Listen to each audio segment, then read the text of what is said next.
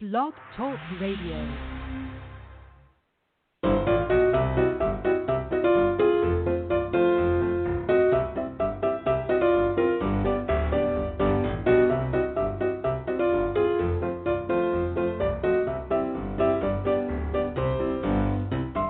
Thanks for tuning in to Unscripted, presented by bUneke magazine, because an authentic life is unscripted. bUneke is a 501c3 charity that works today to change tomorrow. Learn more at our website, bUneke.org. That's bUneke.org.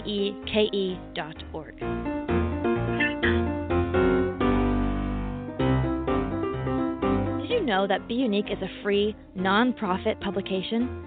We work today to change tomorrow by bringing you truly amazing guests like the one we'll introduce tonight, and by highlighting stories about people all over the world who will astound you. The free digital version is available 24/7 at bUneke.org. That's bUneke.org.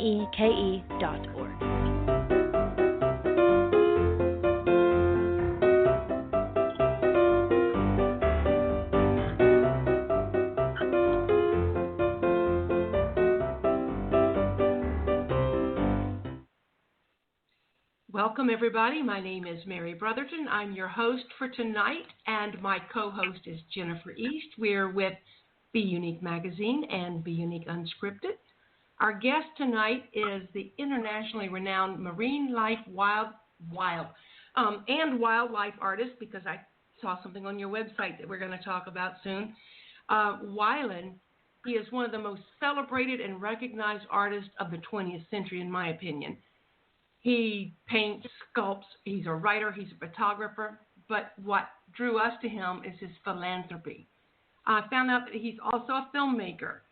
But one of the things that people may know about Wyland is he has been famous. He's famous for a lot of his big work, such as the Wailing Walls. We're going to talk about that. But he does other large public arts projects. Welcome to the show, Wyland.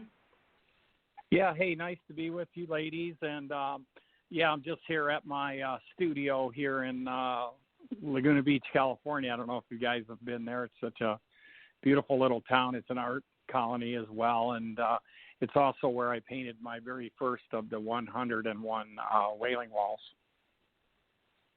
Where was the last one painted? Yeah, I actually stopped at 100.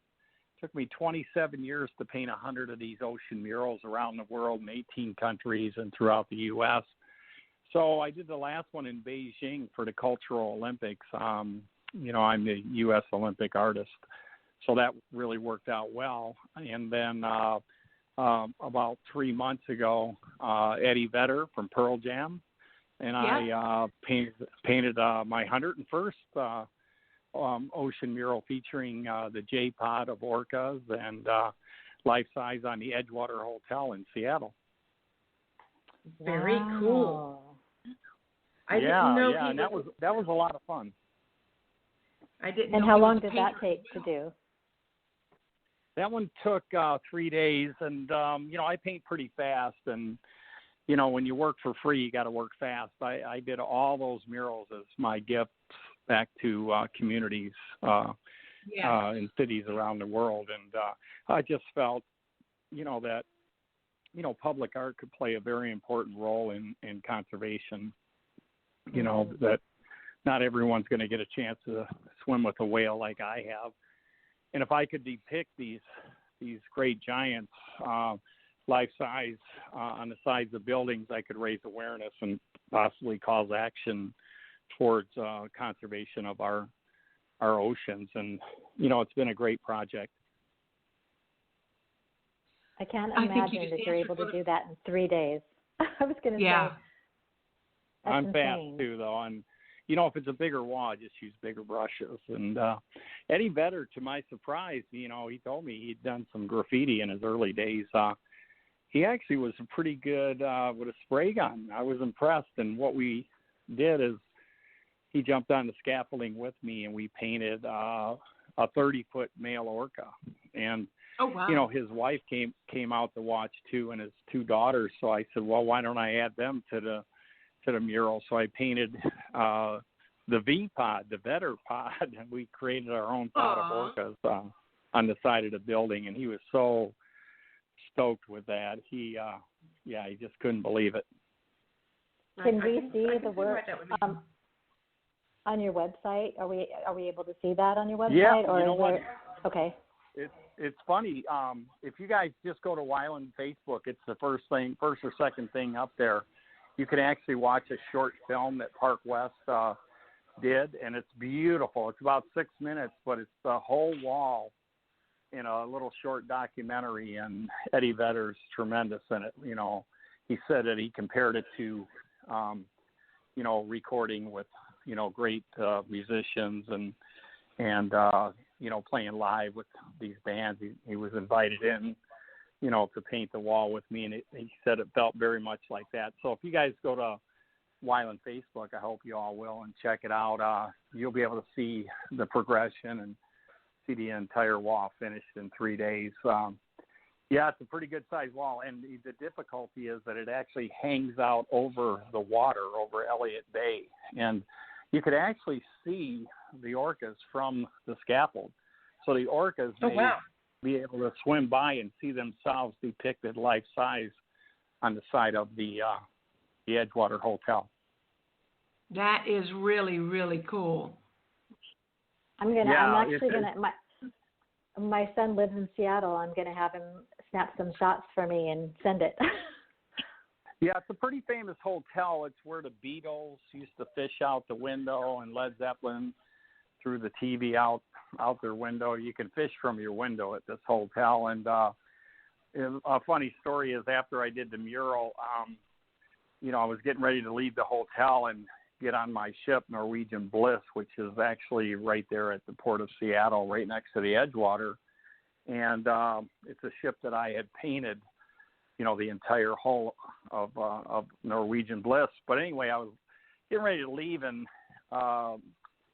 Pearl Jam has their own suite there. So I asked the housekeeper to let me look at it, and I got a little jealous, I got to tell you. So I went back in my suite with some paint, and I tagged the entire room without telling them.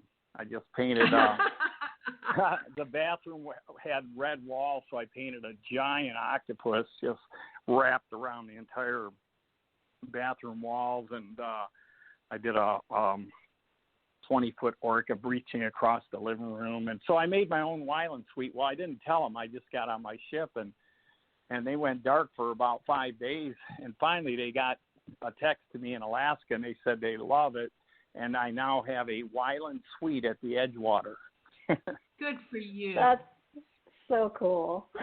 Well, what do they say? Sometimes it's easier to get forgiveness than permission. Yes, but exactly. I can guarantee you that if I tried to paint a hotel wall anywhere, they'd have me in jail or be charging me to fix it. I left them one text. I said, "Hey, I got to get on my ship, Norwegian Bliss, but I left $1 million in the room for you." That's right, you did indeed. So, yeah, they thought that was pretty funny and true, by the way. I am sure they can charge a premium for that room now. Yeah, I guess they doubled the price, so sorry about that, all you folks that are staying at the Edgewater. But, hey, at least you get some nice artwork on the walls. Yeah, I don't think I would mind paying extra to stay in a room filled with your artwork. I really don't. No, it's pretty cool. I think you guys will enjoy it. I hope you'll check it out one day. So I wanted to ask you, I'm kind of dancing around with some of the questions I had kind of planned, but I want to know, of all of your work, I mean, you've done a lot of things, not just the murals. You do bronze tables, and you do a lot of other kinds of smaller works. But is there something that you finished and you thought, yeah, that's really it? Was that the suites? Is that how you felt? Well, yeah, I'm doing. Well, currently I'm doing a lot of street art, and apparently I inspired a lot of the, current street artists that are painting today. I've been doing my murals for over 40 years, so a lot of these great artists like OG Slick from Compton. He actually came down Laguna to visit me and told me that, when he was a kid growing up in Hawaii, I was his favorite artist, inspired him to be a street artist.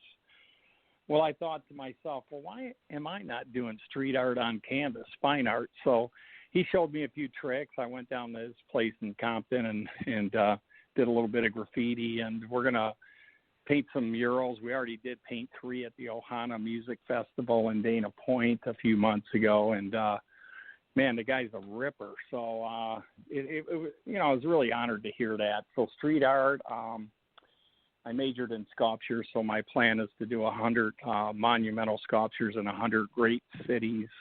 10 of them will be underwater, so you'll have to snorkel or dive to see these. But that's my next big public art project. Very cool. Wow. You also focus. You've got. I saw on your website the Big 5. Because you don't. Oh just yeah, you saw focus that. Yeah. On them. Yeah, Sure. I saw that. Yeah, You want to tell us about that a little bit? Sure. I was sorry to cut in there on you. It's a little distance between Florida and California, but no, I actually always wanted to go to Africa on safari. So about a year and a half ago, I went to Kenya, and in 11 days, I think I photographed every animal in Africa except maybe a unicorn. I couldn't find one of those, but I can paint one. But the goal was to photograph the Big 5 and create some fine art photography, and I shot over 20,000 images and a lot of film and video too. So anyway, it was amazing. I encourage everybody to go to Africa and see the wildlife there.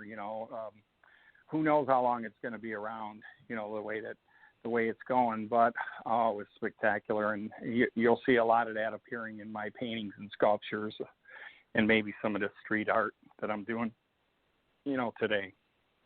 Okay. Mm-hmm.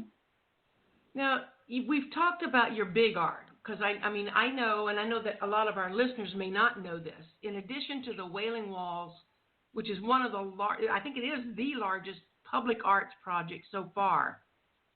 I think it's the largest public art project in history. So I know 2 of the murals ended up in the Guinness Book of World Records, the largest ever painted. So the 3-acre mural at Long Beach, right? Right, that one was inducted into the Guinness Book of World Records, and I actually added to it a few years later.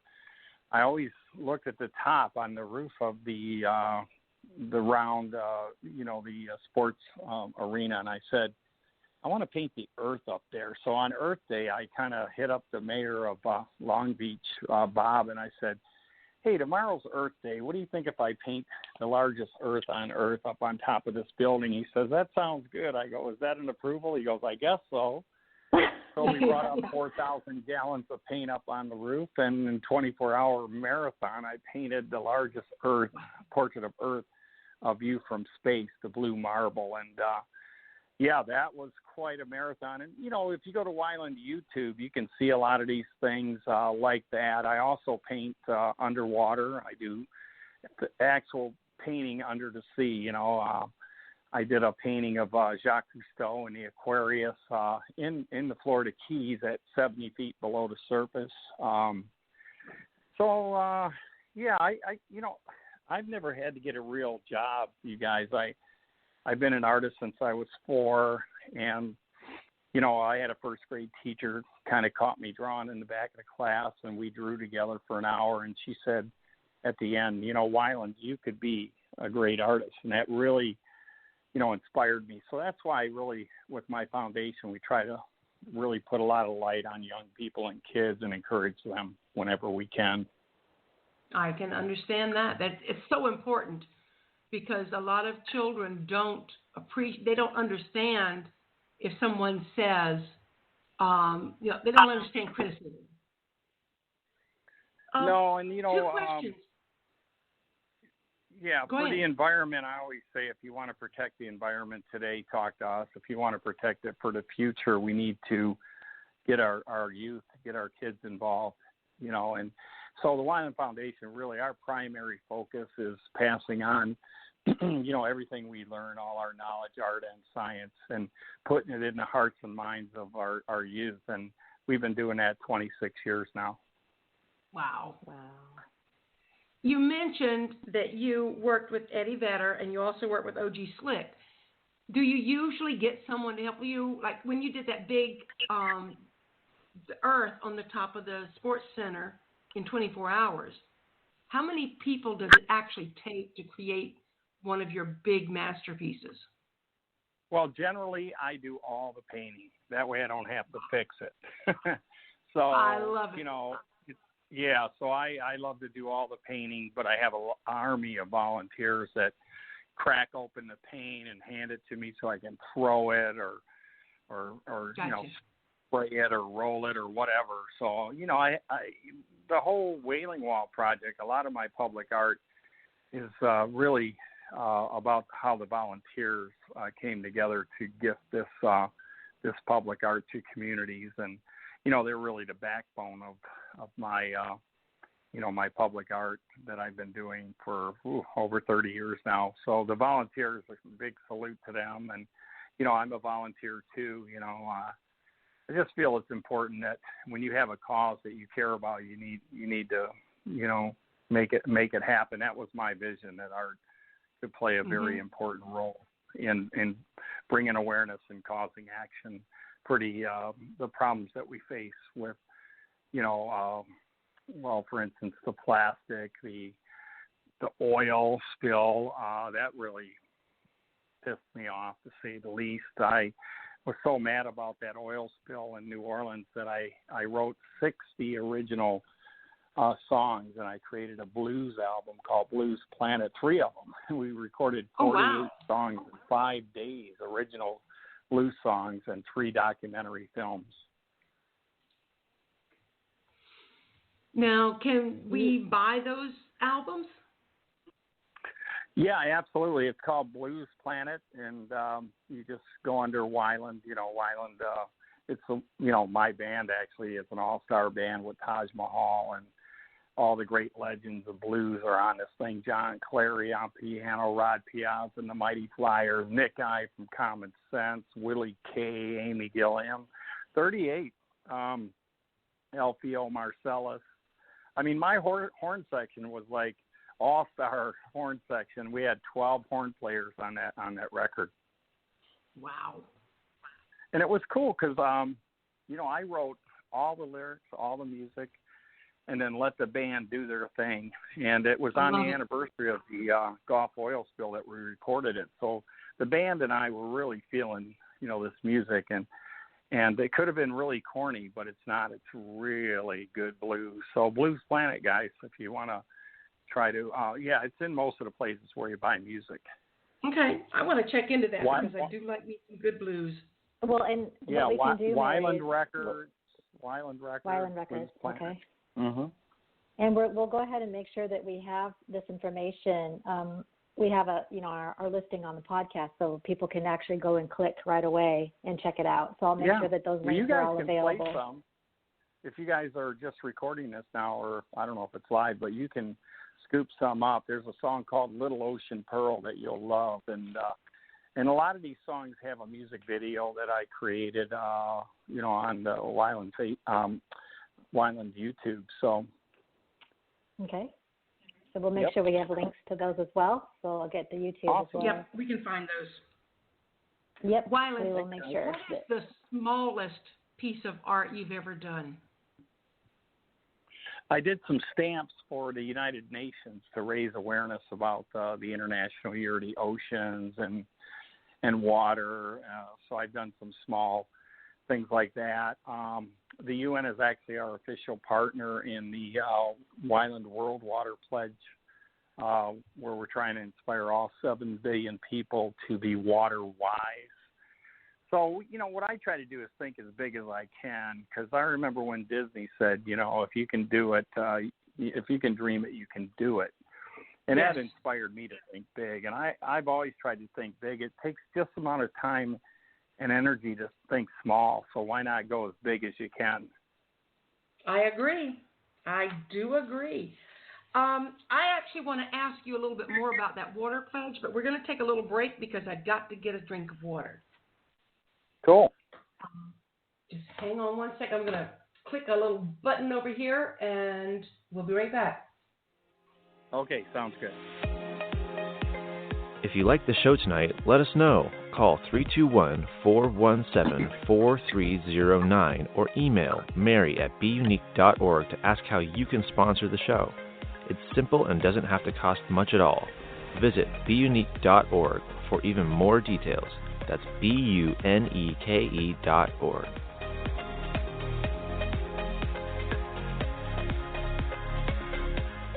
Join the global world changers who already know how bUneke helps bring together like-minded humans who are making the world a better place.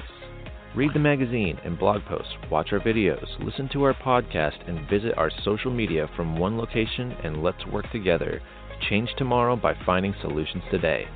Visit bUneke.org to learn more. That's bUneke.org.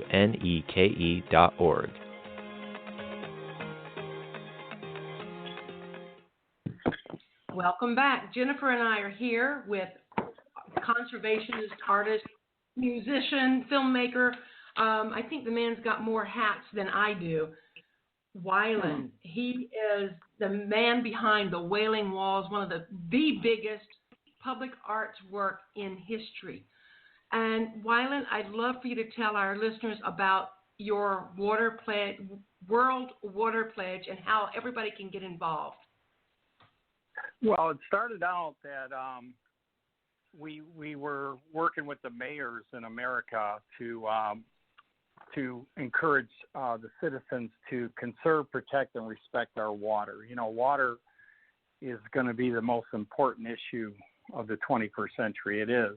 Without water, you know, nothing else matters. We can't live without water. We can live without oil, can live without a lot of things, but you cannot live without water. So I've been on this water issue for over 40 years myself, and the Wyland Foundation is really, I think rightly so, focused on trying to encourage people to take care of our water. So we do every April for Earth Month, April, for the entire month, we encourage and join with all the mayors to inspire people to be water wise. So real simple, you can just go to Wyland.com and then go to the Wyland Foundation. You can see the water pledge. But, you know, it's really powerful. We have over, I think, 14 billion gallons of water pledges from people throughout the 50 states. And now we've taken it global because, you know, I kind of thought, hey, you know, to protect our water here, we need to protect it in China and other places in the world. You know, all the water on Earth, you know, recycles. So, you know, to protect our water, we need to protect all of it. So with the UN, we're bringing the Wyland World Water Pledge. And anyway, it's been very powerful, and we keep building on it. And now you guys are hearing this first, but we hopefully will be working with Mission Blue and Dr. Sylvia Earl, who is chief scientist for National Geographic and the Wyland Foundation. She's the scientist, I'm the artist, but Sylvia has done an amazing job with Mission Blue, and I hope you guys will go to that website and check it out. But they have these hope spots. She's created these hope spots, which, you know, she calls the ocean the heart of the planet, and you got to protect your heart. So she's been very successful in getting all these protected areas of the ocean. Well, so I'm going to be meeting with her next week and talking about, to protect the ocean, we need to protect our freshwater habitats, our lakes, rivers, streams, ponds, and wetlands, which, you know, the rivers are the arteries. So if you want to protect the art, you got to think about the arteries. And she's the one that really inspired me to think this way. But the Wyland Foundation realizes that we want to encourage people to be citizen scientists, really, and identify different water habitats, and then take action to ensure that we keep them, you know, clean and healthy. At the end of the day, you know, every drop of water is connected to the next one, and So we're really focused on that, and pretty excited about this new program that really falls under the Wyland World Water Pledge. And you mentioned what was going to be my next question. I guess I should have flipped them around. The National Waters Challenge. Mayor's Challenge. Right. Tell us a little bit more about that. Sure. It started in South Florida, with just a few mayors, and I didn't realize how competitive mayors are in cities. Yeah. So we put out this challenge to see who could make the most water pledges with their citizens. And then it just kept growing. So now we're 8 years in, and virtually all the mayors across the nation, are joining this wonderful opportunity to, as I say, conserve, protect, and respect our water. And by conserving water, you conserve, you protect, and you respect. But most importantly, by saving water, you save water, you save energy, you save money, you save the planet. And the metrics behind it are tremendous because we can actually figure out how much water each individual person pledging to do small things that really add up. And you can actually total up how much water they're saving, how much energy, how much money. And when you add it all together, it's billions of gallons, and we want to get to trillions of gallons, and that's why we're taking it worldwide. Well, I know there are simple things that people can do, like not running the water while they're brushing their teeth, that people don't always think about. Sure. And when you're washing your dishes, to put them in the dishwasher, don't wash them, just put them in there. And little things like that. Finding leaks is a big one. Be water detectives. But people need to be water wise. And if everybody does a little bit, it really adds up. So our target is all 7.5 billion people on Earth. There's that thing about thinking big. But, these are big problems, so they're going to require all of us to be active and get out in front of these issues before, we get a water crisis, which we've had and we will continue to have unless people are proactive in conserving water. The truth of the matter is we have plenty of water, but we're not taking care of it. We need to conserve it and take care of it. Exactly. And I think just that message that a lot of people they'll think to themselves, they'll say to other people, well, I don't really matter. It doesn't really make a difference if it's just me. But then when you start, and that's something we always talk about, that each person is so important because all of us together make a huge impact. And it's kind of fun to be honest. It's kind of fun being part of a community that really, gives a crap about, the health of the planet, because clean water and healthy oceans, it's not only important to the fish, to the whales that I paint, but it's important to each and every person on Earth. It's tied directly to our health.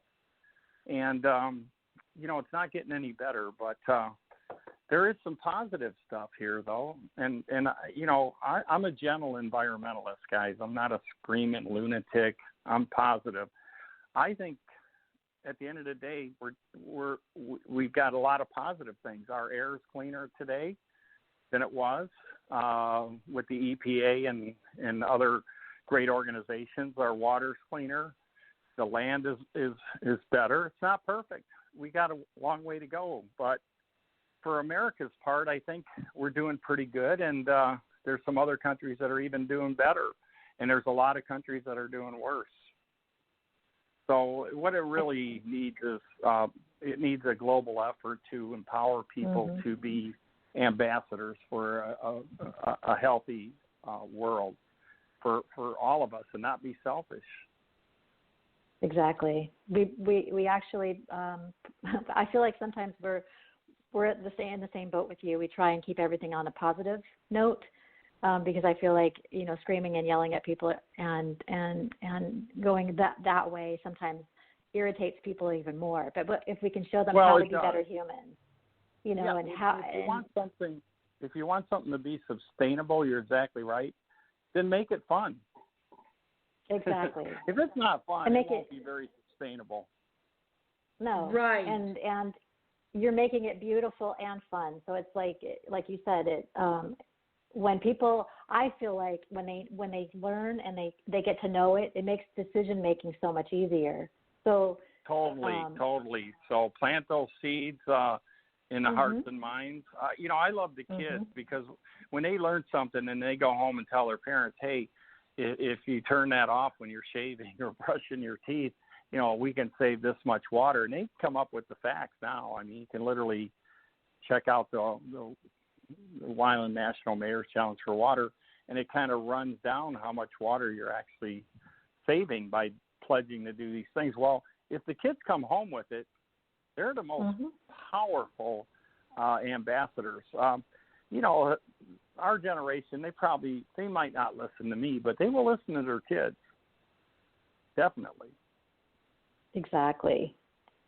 Because kids can be little nags without even realizing it, and they're so cute and sweet about it. And we were talking just before the show. We were talking before the show about Ryan Hickman. And he started when he was 3. And he's so passionate about recycling. And how can you say no to such a charming little kid? You can't, and he's so authentic. He means it. He actually came over to my headquarters, and he said, "Oh no, you're not doing it right." And I let him straighten us out. I thought we were doing pretty good till we met old Recycling Ryan, and he's such a youth ambassador, and he's one of my heroes for sure. He's a world changer. This kid, I hope everybody gets behind him and what he's doing. He really means what he says. He's on the front line, and he's a kid that's inspiring other kids, and he's inspiring me too. Yeah, he inspires kids of all ages. He's just he's so passionate about what he does, and he's not, it's all authentic. That's what I like about him. Oh, absolutely. Absolutely. I love the guy. He's got great parents. I'm very encouraged too after painting with over 1 million kids. I go, people say, well, what are you most proud of? Well, I'm proud of that I've been able to, when I'm doing a project anywhere in the world, I invite the kids to come and paint with me, and I count them now, 1.1 million, 1.2 million. But what I'm really proud of is that these kids, they're really hungry for, they don't want to be on the sidelines like Ryan. They want to take action. They want to make a difference. They want to be world changers. And we need to encourage that whenever we can, And one of my other big missions with the Wyland Foundation is I'm starting to see art and music, I have been for years, starting to disappear from our schools, and that's unacceptable. I mean, every classroom in America should have art, and whether you're going to be an artist like me or it doesn't matter. Art drives creativity, right? Yes. It's the driver, and that will influence your creative process, creative thinking in any career that you choose. So art and music, we need to really support that. Everybody listening here, make sure that your schools have it and that you support it in any way you can. And I'm writing a book about it called Saving Art Education in America right now. When do you anticipate that book? Sorry, go ahead. When do you anticipate releasing the book, Wyland? In 2020, next year, the book will be out, and I'm going to interview a lot of teachers. But STEM the STEAM. We need to keep art, front center with all the other curriculums. If we're going to invest in anything here, we need to invest in education and also, the environment. These are the things that Wyland Foundation and our partners are really focused on, and always will be. Good to hear, because I would be lost without both art and music. I play the radio really, really well, and my drawings don't look like whales, but they make me happy. Oh, that's awesome. Well, I was really lucky. I remember my mom, Darlene, said, I have 3 brothers. She raised 4 boys by herself. And my brothers and my mom, all worked in factories. And my mom came to me and said, "Hey, are you going to get a job? Because your brothers, you know, they all have jobs." I said, "I have a job. I'm an artist." And she went, "Okay." So from that point on, you know, yeah, I just decided early on that I was going to be an artist. I had no idea I'd be an artist like this. Yay, Mom, right? And I'll tell you a quick story. So I was the artist for the restoration of the Statue of Liberty for Hawaii, and Peter Max was for New York. So anyway, I was flown there, and anyway, I had a chance to meet Lee Iacocca for the unveiling of the restoration of the Statue of Liberty. And I said, you know, my mom used to work for you.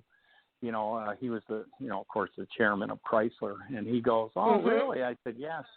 My mom was the first woman forklift driver in the auto industry." And he goes, "Darlene," he knew her name. That's like, wonderful. It was wonderful. I told my mom that story, and she really grinned.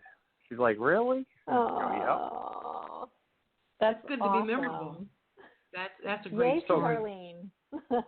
So, guys, I get up every day and I make art. I mean, I got to have the best job on the planet, seriously. I just get up. I'm inspired. I live on the beach. I mean, I'm a diver. I spent my whole life diving all the world's oceans, Antarctica, the Arctic, all over. And I take all that beauty that I see in the ocean, and it inspires me, you know, in my paintings, sculptures, the murals, the music that I make, the films that I do. I really have never worked a day in my life. I mean, it's just kind of a lifestyle brand. It's kind of a hobby that got out of control. And if I have a chance to use my art to inspire other people, then I'm always going to do that first. And your art is inspiring. Oh, thanks, you guys. Well, I'm having a lot of fun with it, you know, and the innovation's the best part, you know, when you try something and it works and you can have that little moment, you know, that little light goes on. You go, all right, that's going to work. What's your favorite medium? Favorite medium? All of them, but I don't know, sculpture. I love sculpture, but I love to paint too. So the murals are easy. Everything's pretty easy. I want to say that I struggled, but I don't believe in the angry bohemian starving artist. I thought, what the hell? Why can't you be a, you know, fun, having a great time, you know, have a great life artist? So I've always, you know, kind of looked at the positive things, you know, in life and in nature, and that's kind of what comes through in my art, you know, at Wyland Galleries. It does. It really does come through. I need to take another break. And when we come back, I want to talk more about the Wyland Foundation. Perfect. I'm inspired to give back by the many individuals who are making a difference and taking steps to make the world better. Many people are tackling problems by themselves and thinking they are all alone in their efforts to make a change. I want them to know they are not going unnoticed. The world is watching. I'm part of a team helping to project their voices on a global scale. Small charities and solo entrepreneurs are doing amazing things but don't have the budgets to market themselves. Like many people, I once struggled in a variety of jobs I didn't care for, so I decided to find a new way to give back, to pay it forward, and to be the change. While some people my age are considering retirement, I've joined other professionals to create and manage a nonprofit organization called Peace Corps. The words that create our name tell only a small part of our giving story. We are philanthropists, educators, activists. We are compassionate, evolving, charitable, optimistic, responsible, and enthusiastic. We created Peace Corps so we can use our natural talents to help others. We work with nonprofits, individuals, and for-profit organizations that have a philanthropic outlook. Peace Corps uses several tools to give a voice to those that otherwise might not be known outside their small local circles. bUneke magazine is released monthly and printed on demand. This digital interactive publication doubled in size within 5 months. During that same time, it attracted almost 60 volunteers from 12 countries and across the USA. These volunteers are professionals, They're performers and writers, editors, researchers, videographers, photographers, crew members, and so much more. Coffee or tea? No phones allowed? This fun show is hosted by millennials and provides insight into what they're thinking, but it's by no means intended to appeal only to that generation, as evidenced by their topics and their guests. Because our volunteers know that we are giving 100% of our beings to this organization, they are meeting us on our terms. Nobody earns anything. Yet we all work as if we are earning six-figure incomes. That is the epitome of giving. Curating the stories and creating a high-quality literary-style publication that not only highlights the good work of others, but projects positivity and inspiration gives me purpose. By giving myself to this organization, others want to give to Peace Corps. We have created a global giving circle. Welcome back to bUneke Unscripted. I am Mary with my co-host Jennifer. We're talking with conservationist and amazing artist Wyland. He established the Wyland Foundation, which is a nonprofit organization dedicated to promoting, protecting, and preserving the world's oceans, waterways, and marine life. And now he's also working to help protect some of the other land animals as well. The foundation encourages environmental awareness through education programs, public arts projects, and community events. And that's what I want to talk about. What are some of the amazing things and programs that the Wyland Foundation has for people? Well, our legacy programs really is all about the water, conserving our water, not only in the U.S. but around the world, and the importance of freshwater and saltwater habitats, and encouraging people to be water wise and encouraging people to take action to ensure that we have this resource now and in the future, getting in front of the water crisis and the issue regarding water and plastic in the ocean. And so that's our really big one. And then the other one is art education. We want to support art and music education and ensure that we have that for, all our students. Very big one is we have this mobile learning experience, and we put over 1 million kids through it. It's a mobile learning truck from National Van Lines that has a theater, and the kids all go through the water cycle, and they come out and clean water. They can make water pledges, but yeah, they're little drops of water, and they go through the whole water cycle. So a creative way to engage. Is that the maze? Yeah, no, the maze is another one. That's what started it. Wow. Yeah, we created a water maze where the kids kind of spin the water wheel and they learn about water. And no, this is actually mobile now, so we take it to underserved communities. We've taken it all over Canada and Mexico, and it's really creative. So the kids get to learn everything about water and what they can do to basically make a difference, to be ambassadors for it. So that's the investment that we've always made, and of course the murals. I like to go out and paint murals with children all over the world. And right now at this moment is we're into the October 1st to December 1st. It's called the Wyland National Art Challenge, where we encourage all the schools and kids to show us their art with conservation theme. And then there's a mural challenge where they work together to paint a mural, and it's a national art challenge. So there's a lot of good rewards. We also provide canvases and paint to schools, and so that's cool. And we added photography, but just trying to keep the creative spirit alive in America. And a lot of our programs are global as well. Very cool. So tell me, how can our listeners become involved with your foundation?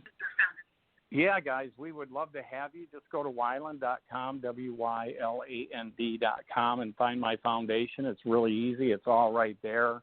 And we're actually really we're doing some really creative things that the world needs right now. We're trying to think big but act locally, and we work with some of the top scientists on Earth, like Dr. Sylvia Earl is our chief scientist from National Geographic. Dr. Greg Stone, who's going to be our speaker this Sunday at the 26th anniversary of the Wyland Foundation. So we work with some of the top scientists, and we're a grassroots 501c3 nonprofit, 26 years in, reaching millions of kids throughout the U.S. and around the world.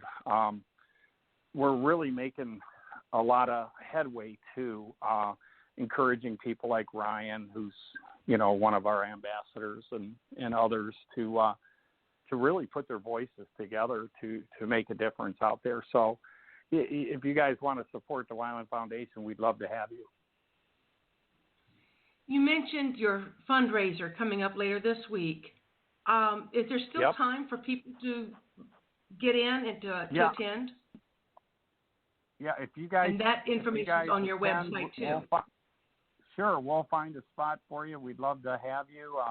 It's in Laguna Beach. If you go to the website, you can see it. And, yeah, we'd love to have every year it pretty much sells out. So hopefully you guys can attend. And, we talk about all the new programs that we're working on and all the success that we're having out there. But we can't do anything without our, support from our donors. And, I know Toyota's, gives us a Prius or a Toyota SUV every year to give away to a city that makes the most water pledges, and that goes to a nonprofit in those cities.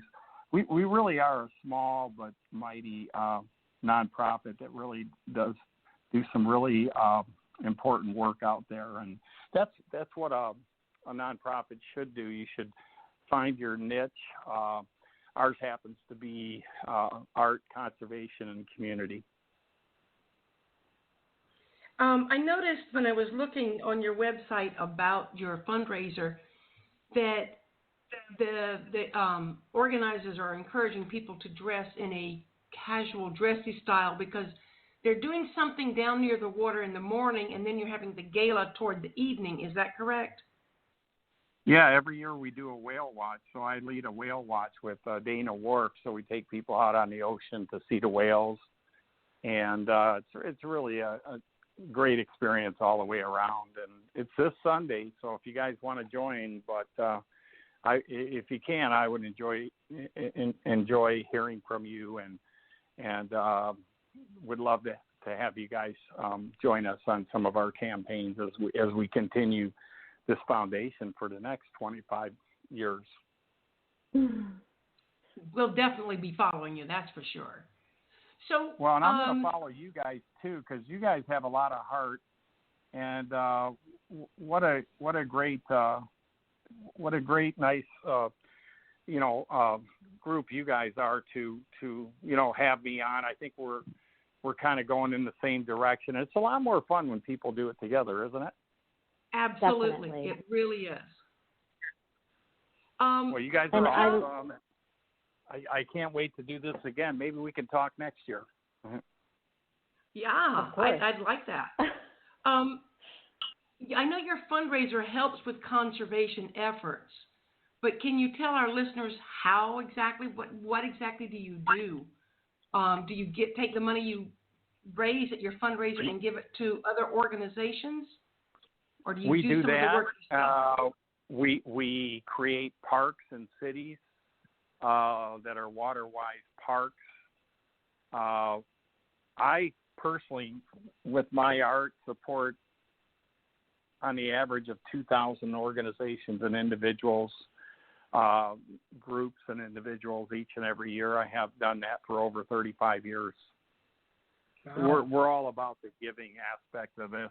We've been very blessed, very successful in my company, Wyland Galleries. So the give back is just part of our mission, and it's something that we're never going to stop doing, even long beyond. When I pass away, I have a family trust set up to continue these legacy programs that are so successful and so important today. You mentioned your galleries. I know you have 3 galleries of your own or studios, because you mentioned that you have 3 different residences. But your art is actually shown and showcased around the world, isn't it? Yeah, I have like 30 art galleries, and we have a really cool website. And so, again, if you guys, check us out, you can go to Wyland Galleries, my virtual gallery. But everything I'm doing now is to support our Wyland Foundation and all these other great organizations.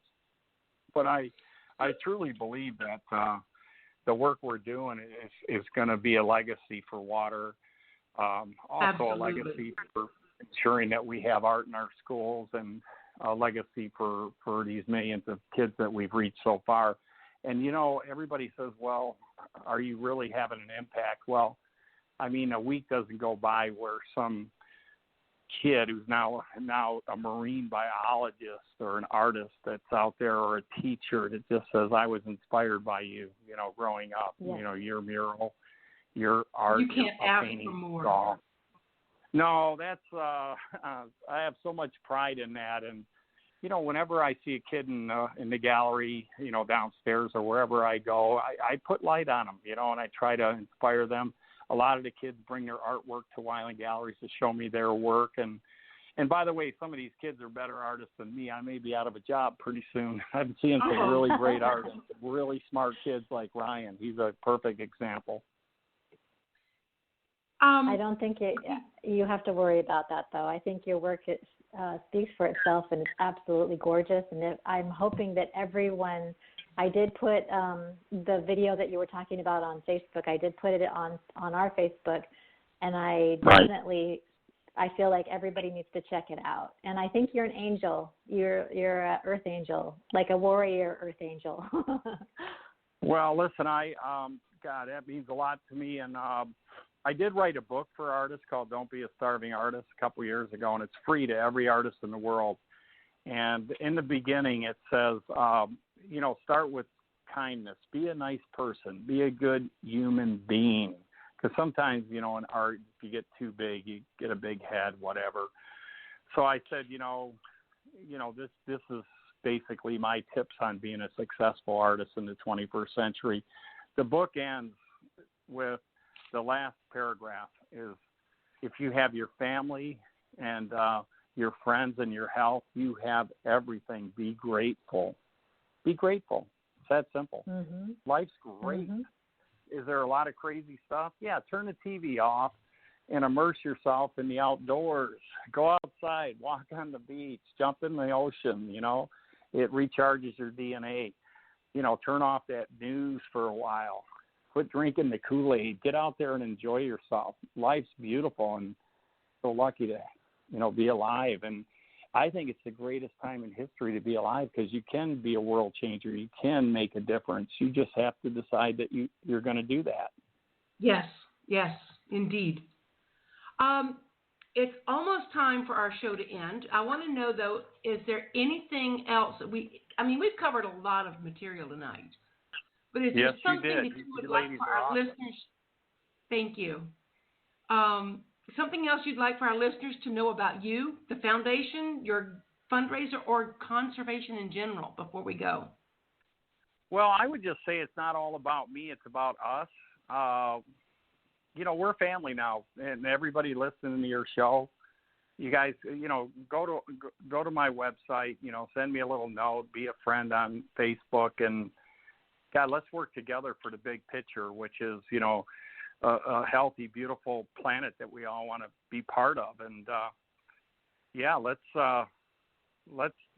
really do as much good out there in the universe as we can. And especially if you have a chance to put some light on a kid and inspire them, they appreciate it so much. And that's the investment that's a real easy one for each and every one of us to make. We all need to mentor a child's life, and that child can make a difference in the world. And your school. Be true to your school. Try to support your school. If they don't have art, maybe raise some money so they do. but think outside the box. Get rid of the box. This is the greatest time to be alive. The only reason I use a box is if I need to stand up and change a light bulb. I like it. That sounds good to me. Well, you guys are so cool, and I encourage everybody to keep listening to your show. You guys are awesome. Thank you. Well, thank you. Do you ever get a chance to visit the gallery at Port Canaveral? Yeah, I was just there. I just did a show there a couple of weeks ago. No, you didn't. In fact,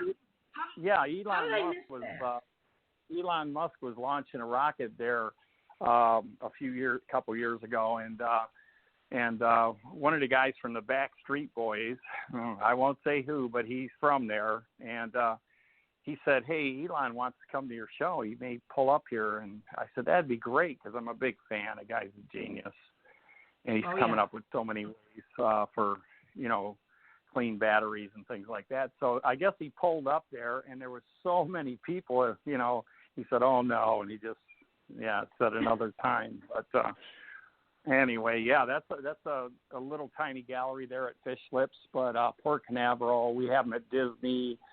I have the Wyland Galleries at Boardwalk. I have galleries all over the country, you guys, and we have a virtual gallery, of course.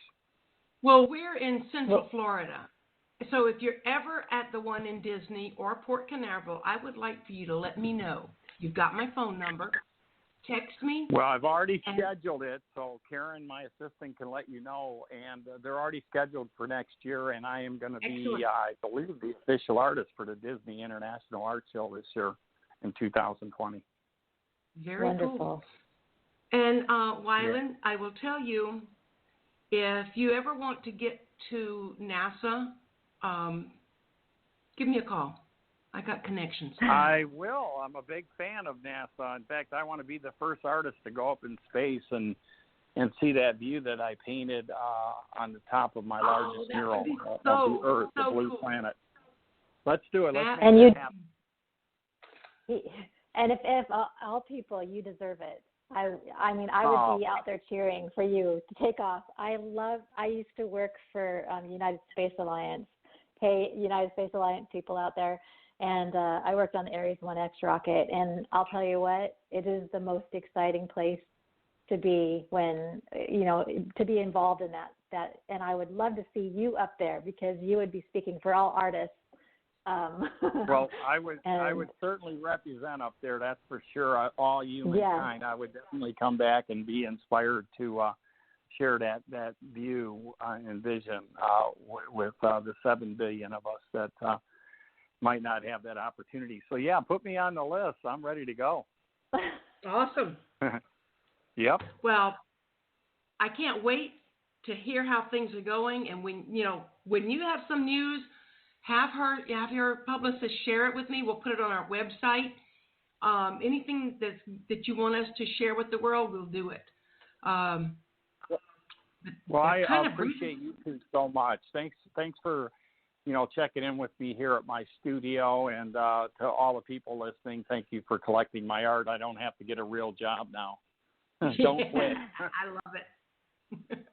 Thank God. It was wonderful meeting you, Wyland. Thank you so much. It was wonderful talking, and we will definitely do this again. Okay, aloha, ladies. I'll talk to you soon. Aloha. Aloha.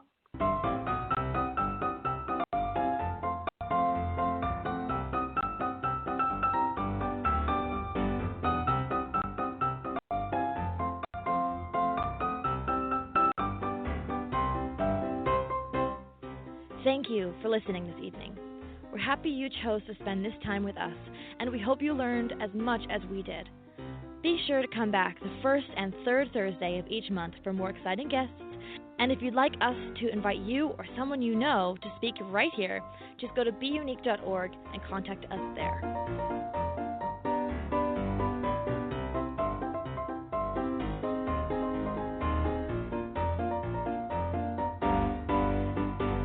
That's bUneke.org.